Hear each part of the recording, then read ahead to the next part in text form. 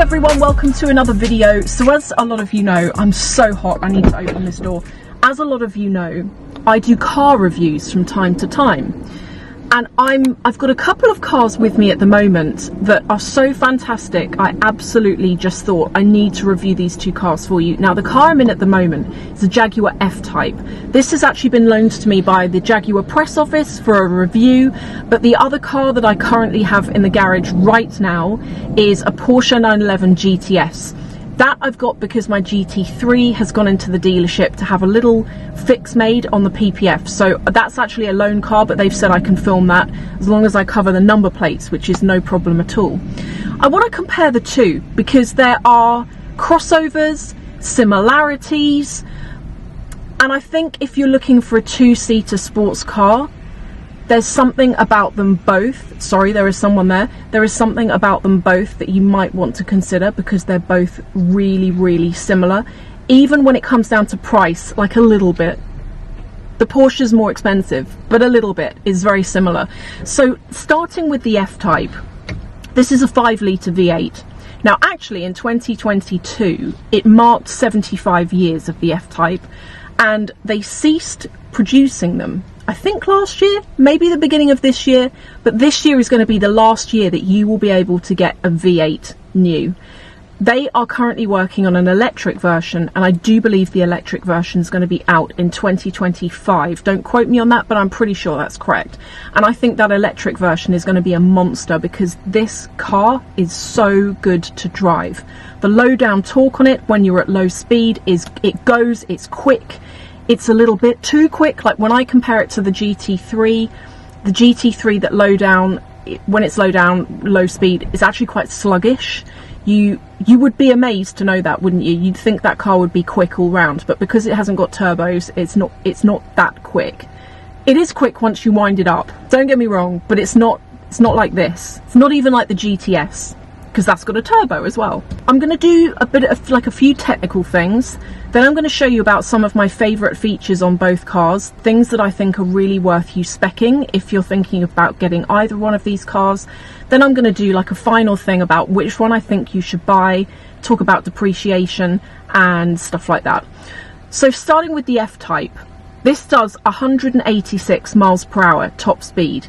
If I compare that to the GTS, you'll kind of possibly be a bit surprised, but the GTS does a top speed of 193 miles an hour. So as you can see, there is a difference, but it's not massive. And realistically, where on the roads can you do those kinds of speeds? Like nowhere. Nice to know you can though. The 0 to 60 on this is 3.5 seconds. On the GTS, it's 3.4 seconds. There's like a point of a second difference in both of them. And I couldn't quite believe it until I started going through the spec of them both, how similar they are and how similar in some ways they are to drive. Now, some of my favourite features and features that I actually think are really worth you getting. First of all, personal preference. Don't get chrome. I can't stand chrome on the outside of cars. Get rid of your chrome. Everything has to be gloss black. Trust me, it looks so much better. It really does. It takes a car and it makes it look, I feel like the gloss black makes things look more youthful when it comes to the spec of a car. Just my opinion, but it's what I think. Personal favourite of suede cloth or Alcantara seating, interiors. The Jaguar has got that. It's got a leather steering wheel though, whereas if I compare that to the GTS has an Alcantara steering wheel. So they're both kind of different in that respect. I do personally prefer Alcantara. I would also massively recommend, it doesn't even matter what car you're going for, I would personally recommend that you go for the camera package, the surround camera package.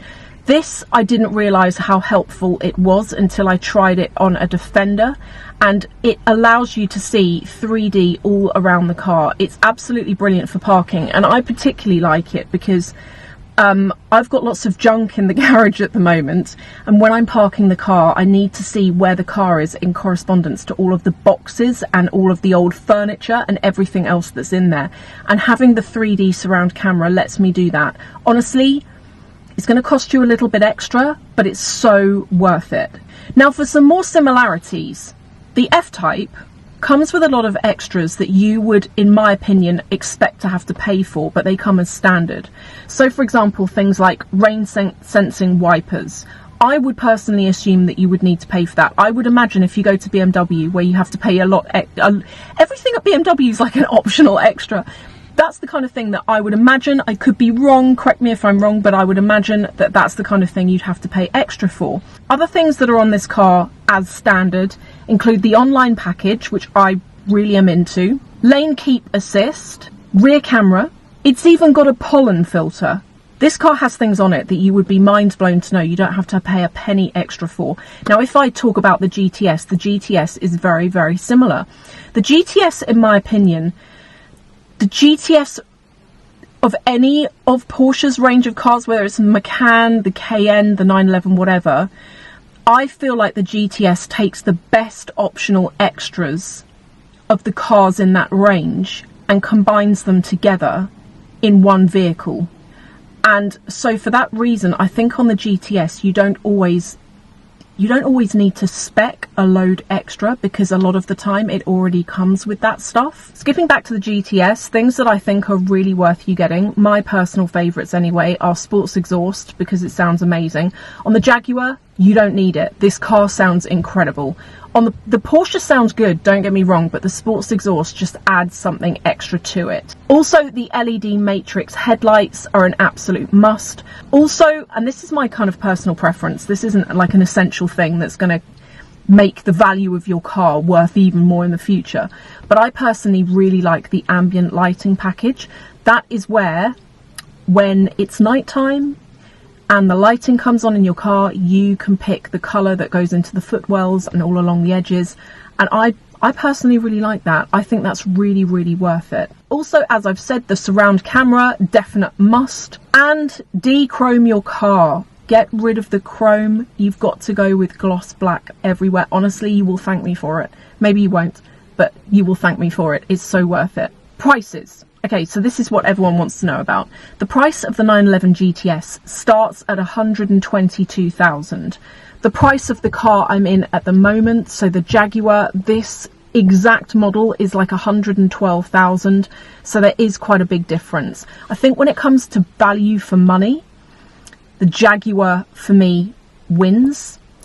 I think when it comes to depreciation though, I have a question over whether the fact they've stopped producing these cars will have a positive or a negative impact. That's my honest thoughts. I'm thinking it could either make the value of them go up, or it could have the opposite effect with everyone wanting to wait for the electric version.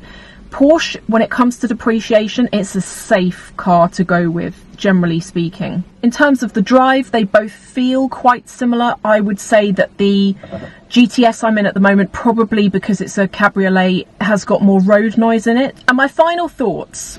Okay, so which car do you go for if you're thinking about, if you've watched this and you're thinking, yeah, they're both actually quite similar when it comes to performance, when it comes to optional extras, etc.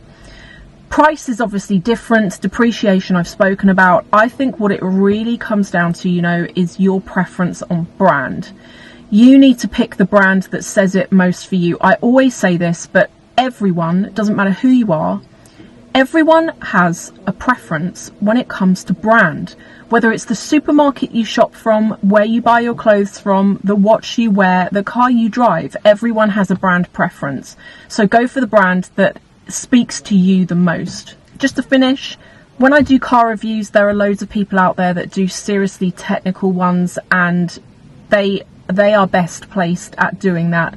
I like to talk about these cars more from a lifestyle point of view, from the point of view of, you know what, maybe you're watching and you're thinking, I'm not a petrol head, I just want a nice looking car that I can have fun in and look good in. That's kind of more the angle that I prefer to talk about when I'm talking about these cars.